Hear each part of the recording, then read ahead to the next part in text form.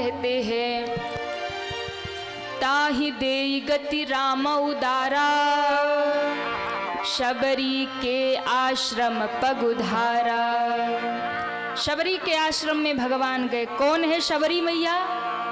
मतंग ऋषि की शिष्या है। शबर जाति में प्रकट हुई, इसलिए नाम है शबरी।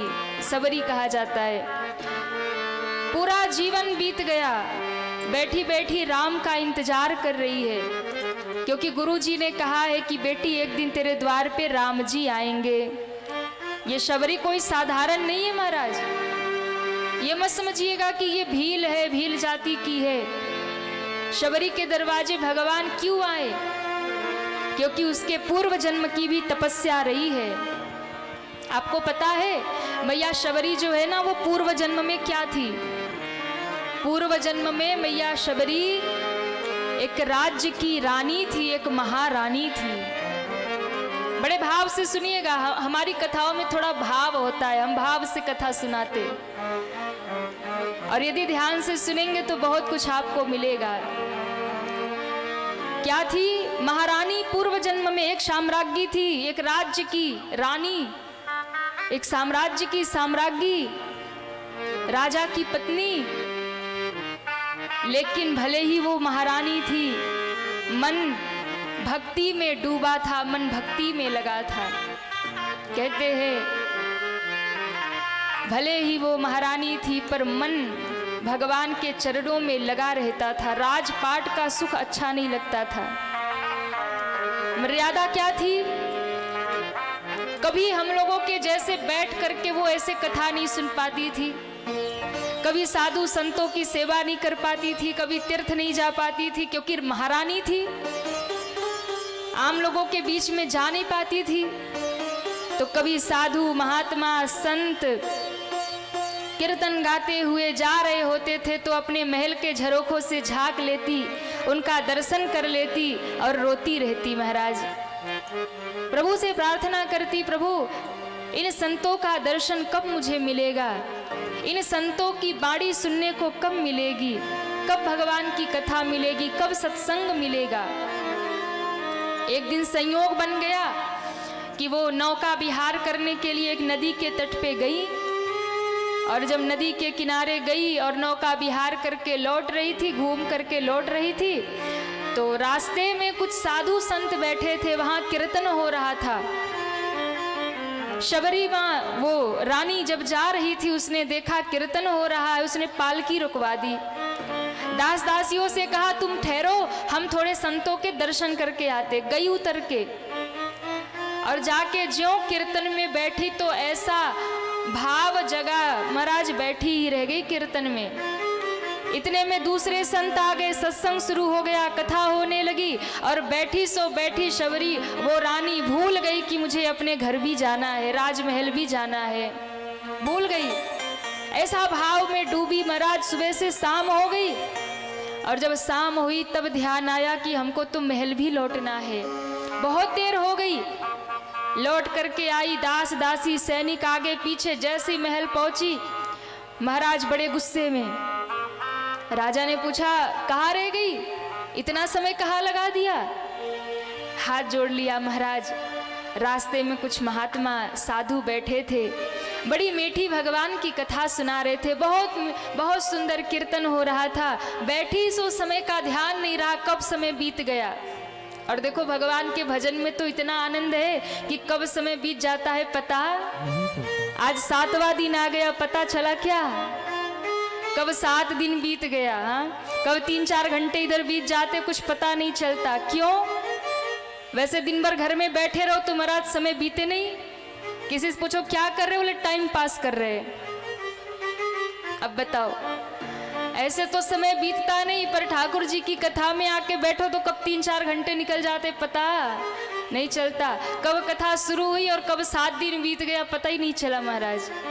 तो ये भगवान के भक्ति का प्रभाव है, भजन का प्रभाव है कि जब आप भगवान में लगते हैं तो समय कब बीत जाता है पता नहीं चलता।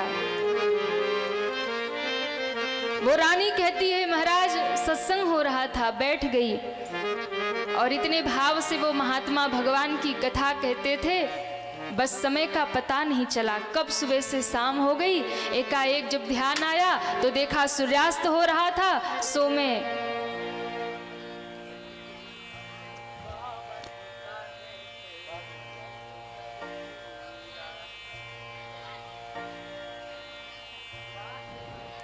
बोल राघवेंद्र सरकार की जय हो।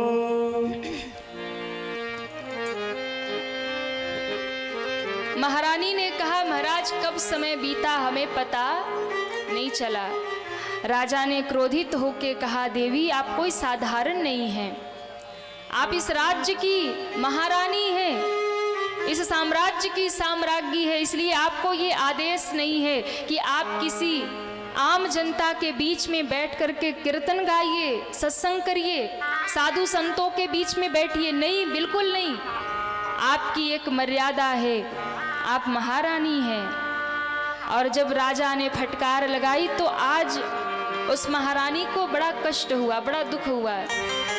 मन ही मन सोचती है, ऐसे राज्य पाठ को लेकर क्या करूंगी जो मुझे भगवान की कथा से दूर कर दे।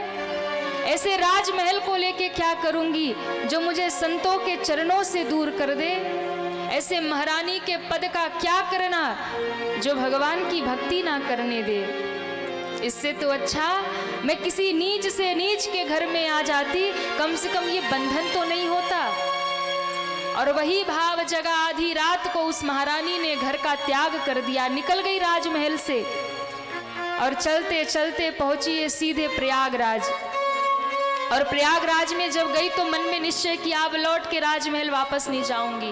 गंगा में प्रवेश कर लिया और कहते जब गंगा में प्रवेश किया, आज गंगा के जल को हाथ में लेके कहती है, हे महारानी गंगा, मैंने सुना है आप राम जी की भक्ति हैं, आप भक्ति स्वरूपा हैं, इसलिए मुझे अंतिम समय में यही वरदान आपसे चाहिए, अगर मेरा अगला जन्म हो जाए, मुझे किसी उच्च कुल खानदान में जन्म ना मिले, अगर कोई अगला जन्म हो जाए, मुझे किसी बहुत बड़े राज्य साम्राज्य में जन्म ना मिले, किसी बहुत बड़े राजमहल में मुझे जन्म नहीं लेना, अगर जन्म देना हो तो किसी नीच से नीच के घर मुझे जन्म दे देना, ताकि वहां कोई बंधन ना रहे कि राजमहल के बाहर नहीं जा सकूं।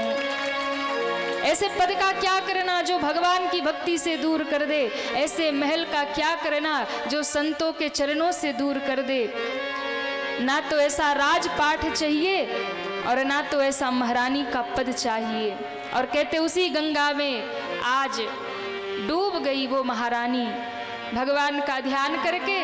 और अंतिम इच्छा जैसी होती है ना, मरते समय व्यक्ति का जो भाव होता है, अगला जन्म वैसे ही हो जाता है। डूब गई, अगला जन्म हुआ, क्योंकि गंगा जी से यही मांगा था कि किसी नीच से नीच के घर में भेज देना। तो वही भील जाति में, शबर जाति में आज जो सबर भीलों के राजा थे, उन भील के घर में उनकी बेटी बन करके आ गई महाराज।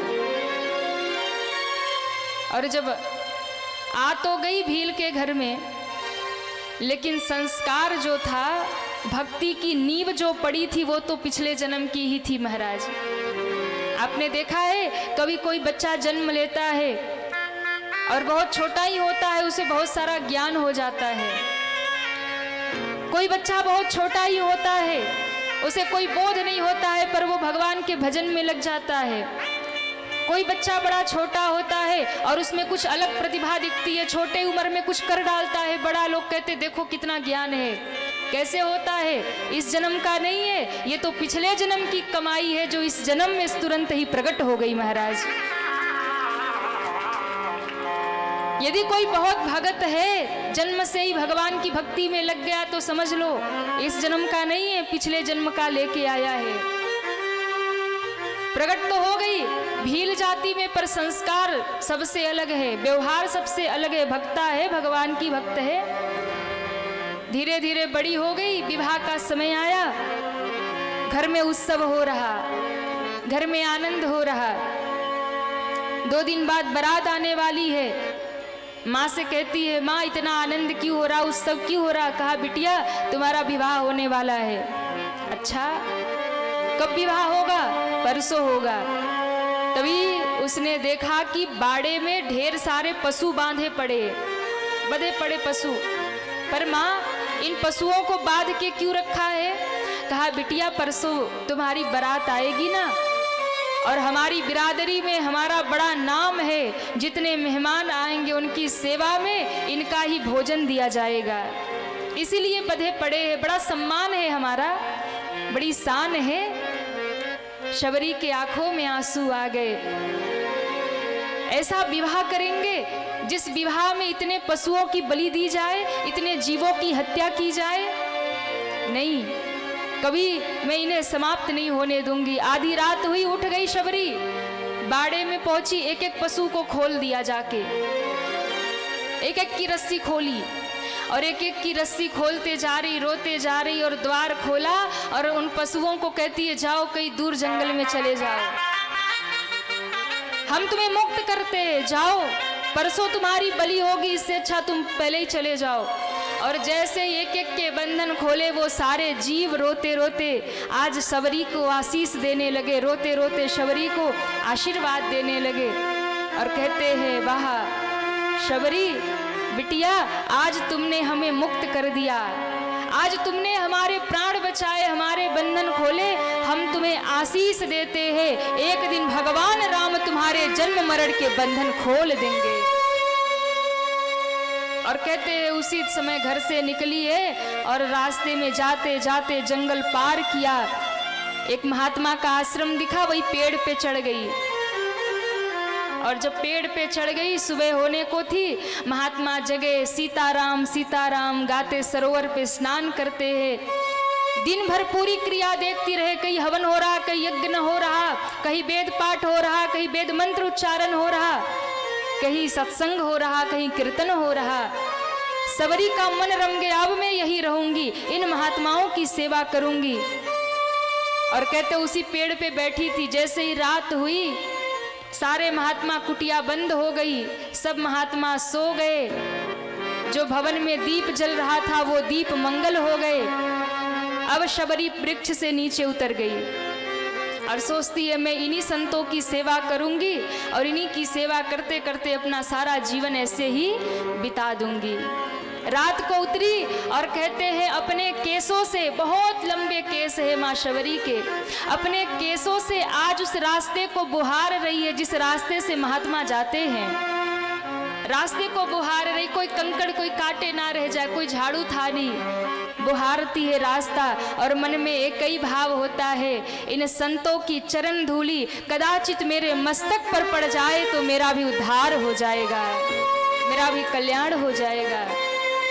बुहारती जा रही है, रोती जा रही है। सुबह होने को आई, उससे पूर्व ही पुष्प ला करके कुटिया के बाहर रख दिया, फल फूल ला करके कुटिया के बाहर रख दिया, जल भर के रख दिया, सब सेवा, यज्ञ के लिए लकड़ियां बिन के लाई, उठा के रख दिया, समीधा इकट्ठा करके। महात्मा जगने ही वाले थे, कुटिया खोलने ही वाले थे कि वृक्ष पे चढ़ के बैठ गई।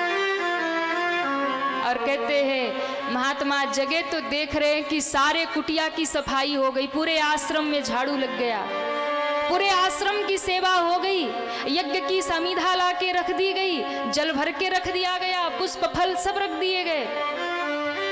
महात्माओं को आश्चर्य हुआ, किसने किया ये सब? सारे शिष्यों से पूछा, सब कह रहे गुरुदेव हम तो सोए थे। दूसरा दिन आया, फिर वही सेवा, तीसरा दिन आया, फिर वही सेवा। अब तो चर्चा होने लगी कि रात्रि में कौन आता है जो सेवा कर जाता है, क्या स्वर्ग से कोई देवी आती है या कोई देवता आता है? कौन कर रहा है इतनी सुंदर सेवा? गुरुजी ने कहा आज हम पता करेंगे कौन सेवा करता है। आधी रात को नित्य का नियम था, आज भी शबरी उतरी, सारी सेवा की, और सेवा करके भैया जैसे ही भोर आने को हुई, चढ़ने लगी, वृक्ष पे चढ़ने ही वाली थी, इतने में गुरुजी तो बैठे ही थे, यही देखने कौन करता है सेवा।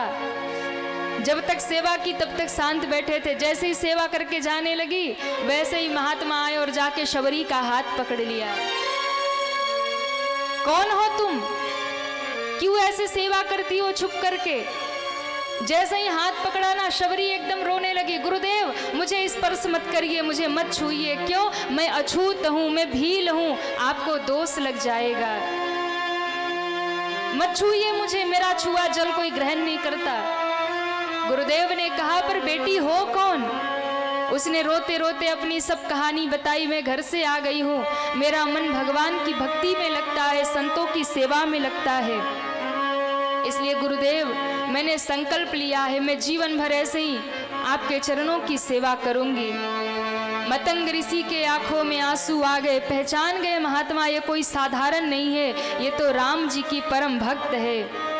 गुरुदेव ने कहा बिटिया तुम कोई अछूत नहीं हो, तुम कोई भील जाति की नहीं हो, अरे तुम तो मेरे राम की भक्त हो, इसलिए आज से तुम मेरी शिष्या हो, आज से तुम मेरी बिटिया हो। गुरुजी आश्रम में ले आए, सब संत विरोध करने लगे, ये रहेगी तो हम नहीं रहेंगे। पर मतंग ऋषि ने कहा नहीं, जिसे रहना हो रहे, जिसे आश्रम छोड़ना हो छोड़े, पर आज से ये शबरी मेरे ही आश्रम में रहेगी, आज से ये मेरी बिटिया है, मेरी शिष्या है शबरी।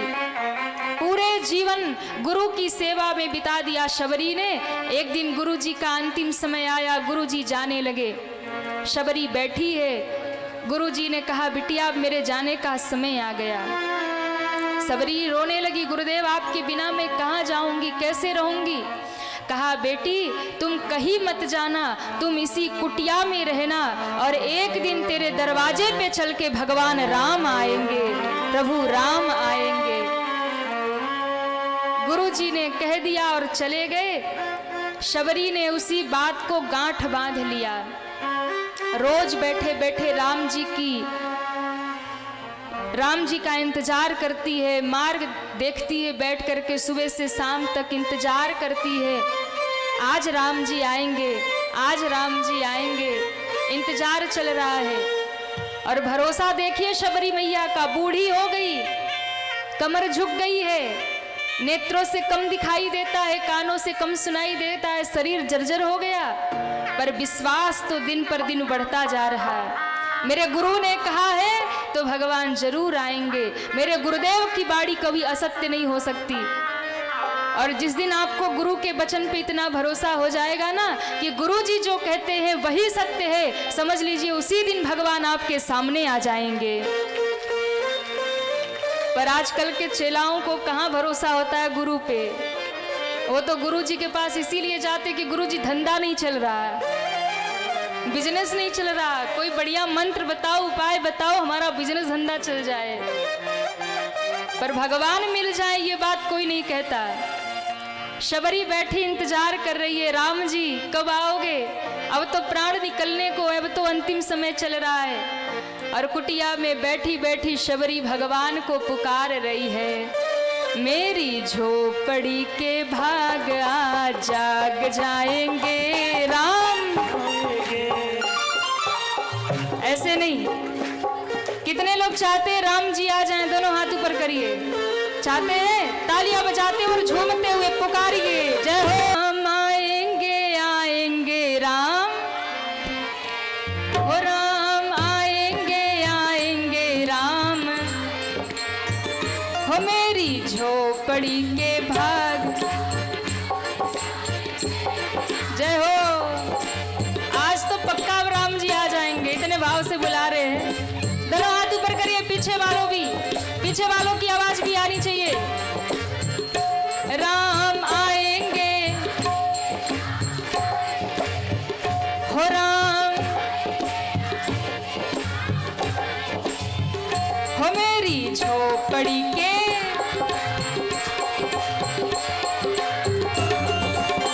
अच्छा राम जी आएंगे तो, राम आएंगे तो अंगना सजाऊंगी, हो राम,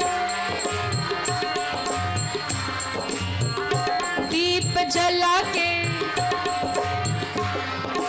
क्या बात है, आज आप लोग एकदम जग गए, आज लग रहा है कि जाग गए महाराज।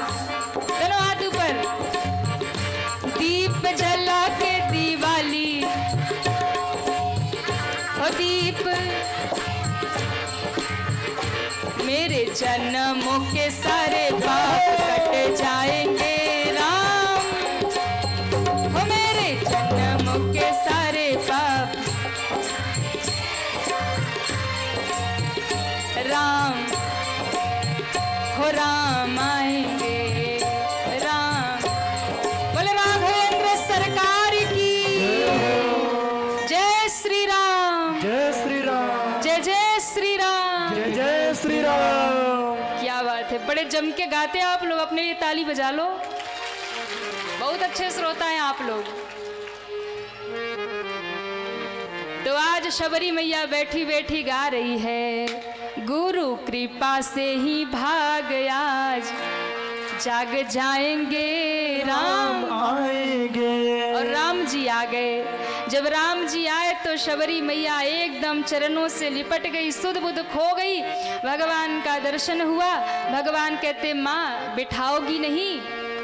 तब कुश का आसन बिछा करके भगवान को बिठाया। भगवान को आज मीठे मीठे बेर खिलाए शबरी ने। और जब मीठे मीठे बेर खिलाए शबरी ने तो भगवान ने उस प्रेम को स्वीकार किया।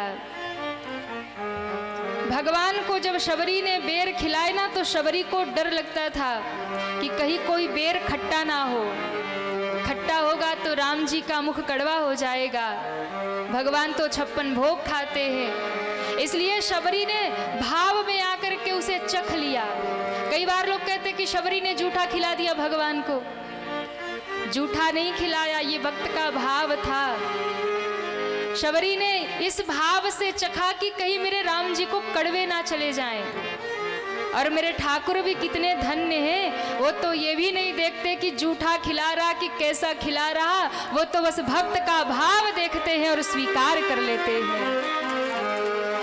उन जूठे बेरों का भोग मेरे राम जी ने लगाया। शबरी ने हाथ जोड़ लिया, प्रभु यही विधि स्तुति करो तुम्हारी, अधम जाति में जड़मति भारी। कैसे आपकी स्तुति गाऊं मुझे समझ नहीं आता, मेरे पास कोई ज्ञान नहीं है, कोई बुद्धि नहीं है। एक तो अधम जाति की हूँ, दूसरे नारी हूँ, अनपढ़ हूँ, क्या आपको सुनाऊं? ना कोई श्लोक आता है, ना कोई मंत्र आता है, ना स्तुति आती है। अधमते अधम अधम अति नारी, तीन मह मैं मति मंद अघारी।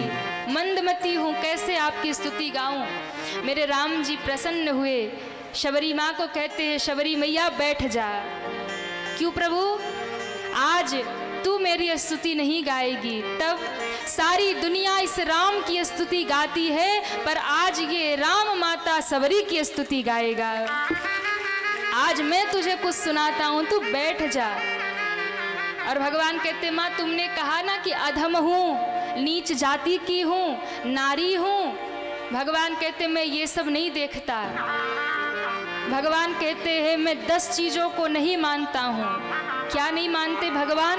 तो भगवान ने बहुत सुंदर सिद्धांत दिया, जाति पाति कुल धर्म बड़ाई, धन बन परिजन गुण चतुराई। मैं 10 चीजों को नहीं मानता हूँ। क्या क्या कहा? जाति पाति, कौन किस जाति का है मैं ये नहीं मानता। कुल धर्म बड़ाई, किस कुल खानदान का है, किस धर्म का है ये भी नहीं मानता। धन कितना है और कितना नहीं है, बल कितना है और कितना नहीं है, धन बन परिजन गुण चतुराई, इन सब चीजों को मैं नहीं जानता। तो आप मानते क्या हैं? भगवान ने कहा मैं तो बस एक चीज मानता हूँ। क्या? भगवान ने कहा, कह रघुपति सुनो भामिनी बाता, कह रघुपति सुनो भामिनी बाता, मानहु एक भगति करनाता, मानव एक भगति करनाता, मानहु एक भगति करनाता, मानव एक भगति करनाता।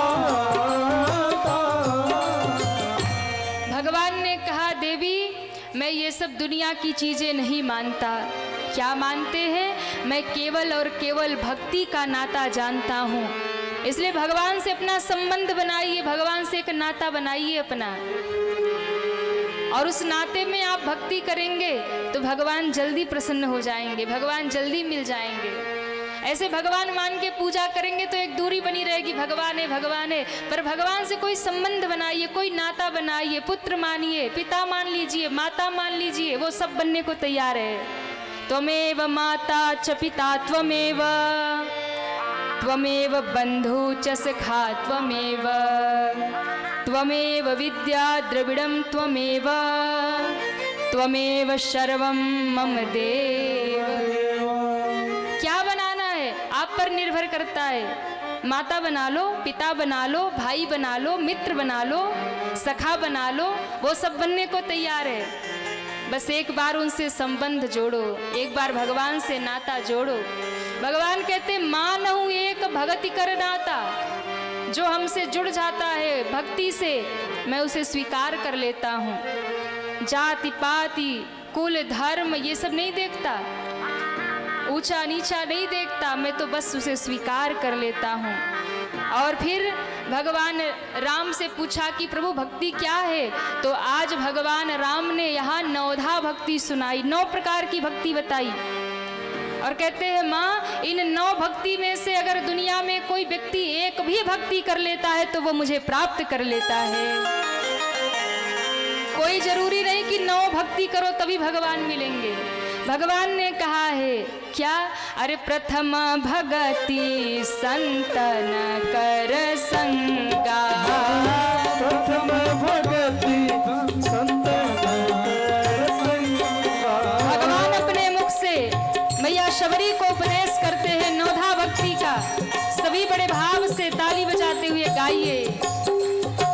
प्रथम भगति संतन कर संगा, प्रथम भगति संतन कर संगा। दूसरी रति मम कथा प्रसंगा, दूसरी रति मम कथा प्रसंगा। गुरुपद पंकज सेवा, तीसरी भक्ति अमान, चौथी भक्ति मम गुण गण, करई कपट तज गान, करई कपट तज गान। करई कपट गान, मंत्र जाप मम दृढ़ विश्वासा, जाप मम दृढ़ विश्वासा। पंचम भगत सुवेद प्रकाशा, पंचम भजन सुवेद प्रकाशा। छठदम शील विरति बहु धर्मा, दमशील विरति बहु धर्मा। छठदम शील विरति बहु कर्मा, दमशील विरति बहु धर्मा। निरत निरंतर सज्जन धर्मा, निरत निरंतर सज्जन धर्मा। सातम मोही मैं जग देखा, सातव सम मोहि जग देखा। मोते अधिक संत कर लेखा, मोते संत अधिक कर लेखा। आठम जथा लाभ संतोषा, आठव जथा लाभ संतोषा। सपने हु नहीं देख ही पर दोषा, सपने हो नहीं देखई पर दोषा। नवम सरल सब छल सलहीना, नवम सरल सब सन चलहीना। मम भरोस ही हर सन दीना, मम भरोस ही हर सन दीना। प्रथम भगति संतन कर संगा, प्रथम भगति संतन कर संगा। दूसरी रति मम कथा प्रसंगा, दूसरी रति मम कथा प्रसंगा। दूसरी रति मम कथा प्रसंगा। दूसरी रति मम कथा प्रसंगा। भगवान ने कहा प्रथम भगति संतन कर संगा। पहली भक्ति क्या है? अगर आपने संतों का संग कर लिया, संतों की सेवा कर ली, ये पहली भक्ति हो गई। दूसरी रति मम कथा प्रसंगा, 7 दिन से बैठ के जो आप इस प्रांगण में भगवान की कथा सुन रहे हैं, ये दूसरी भक्ति कर रहे हैं महाराज। दूसरी रति मम कथा प्रसंगा, गुरुपद पंकज सेवा, तीसरी भक्ति अमान। गुरु के चरणों की सेवा तीसरी भक्ति है। चौथी भक्ति मम गुणगन करही कपट तजी गान, कपट छोड़ करके भगवान का भजन करना। अच्छा, कपट क्या है? कपट क्या है? भीतर से कुछ और होना और बाहर से कुछ और होना। इसलिए भगवान कहते हैं जो मेरा गुणगान तो करे पर कपट छोड़ करके करे। कपट रख करके अगर मेरा भजन करेगा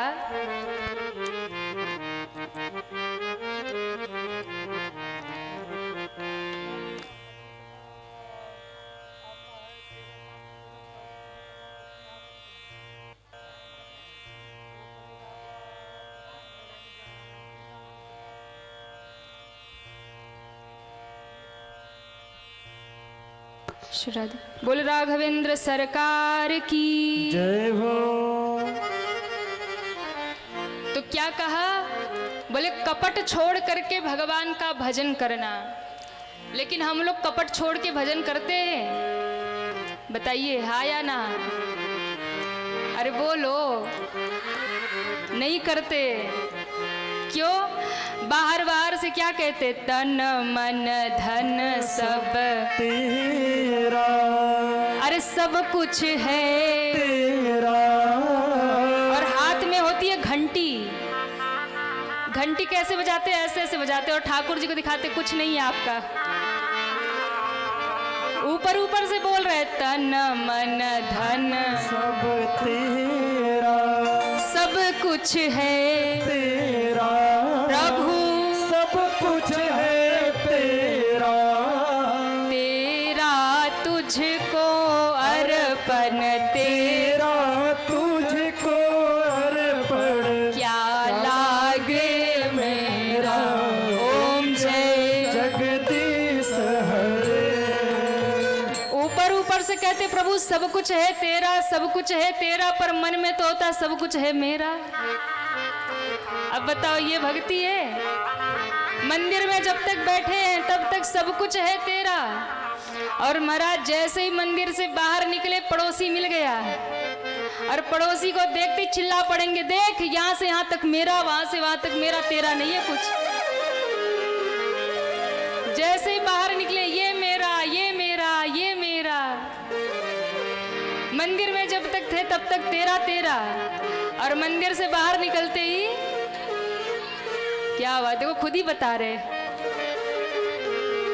जैसे ही मंदिर से उतरे महाराज, मेरी गाड़ी कहाँ गई, मेरा चप्पल किधर गया, सब मेरा हो जाता है। तो भगवान कहते हैं मेरा भजन करो, कपट छोड़ करके करो। यानी जो बाहर से वो भीतर से भी होना चाहिए। ये नहीं कि भीतर कुछ और चल रहा और बाहर कुछ और चल रहा। तो भगवान कहते हैं मंत्र जाप मम दृढ़ विश्वासा, पंचम भगत सुवेद प्रकाशा। मुझ में विश्वास रख करके जो मेरे मंत्र का जाप करता है, ये पांचवी भक्ति है। छठवीं भक्ति बताई है सज्जनों का संग करे और भगवान को याद करते रहे। सातम मोही मैं जग देखा। सातवां क्या है? हर जीव में भगवान का दर्शन करिए। कोई भी सामने दिखे उसमें भगवान का स्वरूप देखिए, ये भगवान का रूप है। आठम जथा लाभ संतोषा, सपने हो नहीं देखो पर दोषा। जो भी मिल जाए उसमें संतोष करिए और दूसरों का कभी निंदा मत करिए, कभी बुराई मत करिए। और ये सबसे कठिन काम है। निंदा चुगली करना छोड़ दे, ये सबसे कठिन काम है। जहां दो मैया बैठ जाए ना, वही शुरू हो जाता है फलाने की बहुरिया ऐसी। और इतना आनंद आता है दूसरे की बहू को बुरा बताने में। क्यों माताओं? आता है ना? पड़ोसन की निंदा करना हो तो बड़ा आनंद आता है। भगवान कहते हैं आठवीं भक्ति है दूसरे में दोष मत देखिए, दूसरों की निंदा मत करिए।